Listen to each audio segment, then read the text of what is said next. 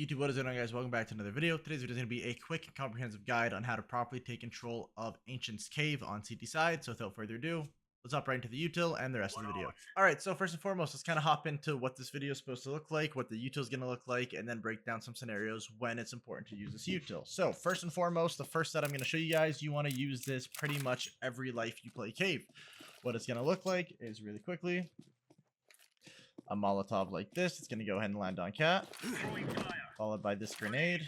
Then we're going to want to go ahead and run into Cave and take it like that. Now, what that looks like again is going to be like this, like that. That's going to go ahead and bounce, land right, as you can see, on top of the Molotov. And then it's going to allow you options to hear the sound on the tick and how you want to play Cave. Now, what these lineups look like are just like this. What you want to do first is swing into this open area here and find this little blue line right here. Keep your crosshair still on it while you run forward with a left and right click. And then as soon as you get right before this, you're going to want to jump through. So like this and jump throw. Now this nade's a little bit tricky. It's probably one of the harder lineups to hit that I throw consistently. And what you want to do is kind of just go like this and find a bit, this kind of like square area here.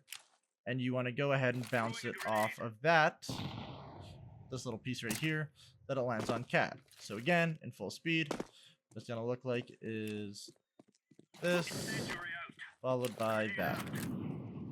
And then you can go ahead and run into Cave. Another way you can throw this Molotov is if you go ahead and line up with this line right here on the wall, left and right click again, swing out till about here, run forward and jump throw or right before you hit this. The only thing is, as you can see, a little bit more finicky to throw. It definitely works just as well, so it's kind of a preference thing. But for me, at least lately, I really like this original one at first, but sometimes it does that. And for me lately, this is just a lot more consistent to hit, so it's what I've been recommending. Another nade you can throw if you're maybe the second guy, you guys are playing double Cave, or you're maybe a ramp player, you want to go ahead and throw like a molly like this just to stop the rush. Another thing I throw is with this corner, I run from the white line to the blue line and jump throw a nade, and it lands right here and just doubles up. Now there's a way to throw it a little bit deeper too, so it's kind of one of those ones you just want to play with, but it definitely has potential to land right here and do some serious damage, so I'd keep that in mind. And the important thing about this util set is it gives you information early round and it allows you to play for Cave comfortably. So again, I'm going like this, go like this, like that. From here, that one, they actually both missed. But what I'm doing now is I'm taking control of Cave. Then I'm isolating left or right. So instantly I don't see any pressure. Maybe I don't hear him tick my Molotov, so I know there's nobody close. What I'll do is I'll go ahead and smoke left side like this. Grab a flashbang, flash into mid, call it for my teammates, help my teammates fight into middle, and just really chokehold middle. If maybe they're a team that isn't playing heavy mid, maybe what my round will look like is something like this. I'll go ahead, in the corner. I'll have this preset in my head that I'm going to fight for Cat early already. I'm going to go ahead and throw this and this. Nothing here. We're good, we're good. Grab a smoke. Smoke this. Maybe I have a second flash. Maybe I go like this. Or I can go like something like this, do the little thing here, and I can fight into Cat. I can hold down control of this, and then once my teammates have control of this, we have endless options. So it's something definitely worth noting, and something you do definitely want to go into the round thinking, okay, I'm going to take either left or right. Which one is most beneficial?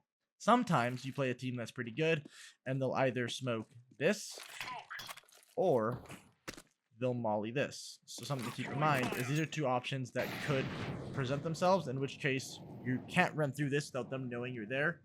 How I like to counter these two scenarios is honestly differently. I think if you go ahead and get this molly thrown on you, there's only one proper response, and it's to not let them bully you using a Molotov. So what I would do is go like this and go through, and we take these fights and we play confident. That's how I like to play this situation. Another thing that if this smoke gets dropped instead, what I think is the reason the A1S reigns supreme on this map is because you can go ahead and work on your lineups, spam these walls, deal damage, make them feel uncomfortable. Go ahead and look up certain spams, play with your friends, learn these different spots, because it's all about feel. It's not really set lineups, and you'll kind of just know like, okay, well, if he's down ramp, this might do some damage, or if I can go here, this might get the guy on boost. You know, things like that. This might kill the Cat player. There's things that you can do if somebody's hiding in this corner or if we know he's here, and we can just go ahead and okay, he's dead. So definitely play around with those spams. That is a lot of different things you can do with the A1S. So it's definitely, I mean, you see it all the time. People getting kills just going like this. There's no difference in cave. These are all spammable. So keep that in mind. Use this to your advantage. Play in the smoke. Play around the smoke. Flash through the smoke. You have so many options here as long as you're going in with a set plan and you're prepared to A, make some mistakes and die, but B, really effectively communicate all the information you're gaining. The last scenario that I think is really, really important is if you're in the middle of throwing this early set and you realize it's a B rush. So you throw this and then you hear the step B. A lot of people play this and just wait and get one and die. Not a good play. What I think you should be doing, it's a good play subjectively sometimes. What I would prefer is committing to taking control of this. Your mid player tells you there's no one mid or there's someone mid. You kind of have some decisions to make. You don't really want to make noise because you want to establish a flank. Maybe you sit here late round and you just wait. Okay, cat guy hasn't jumped up. I'm going to take down ramp. And you walk down ramp and you slow clear your angles. You make sure nobody here kills you sitting like a duck. And you work a ramp flank and you kind of effectively snowball the round and pinch sight. I would always work through ramp flank versus working through cave because realistically, when a B rush is happening, normally not a lot of set utils thrown. Maybe this on the fly. Maybe somebody throws this, which means their best avenue for a successful post plan is getting the bomb down here and taking into long. And once they're into long, you're kind of sitting in between crossfires and cave. It's not an ideal way to play. Now, if they're going to take cave, that works. But most teams, again, are going to take into long. They're going to flash into long and play this fight here. And if that's the case, cave is redundant. But what you can do is get full control of what's going on here. Okay, there's no one sight, no one default. Maybe one tuck dark. I'm going to walk up long. Clear long. Nothing dark. Okay, they have to be cave, or they have to be slants, or they have to be short.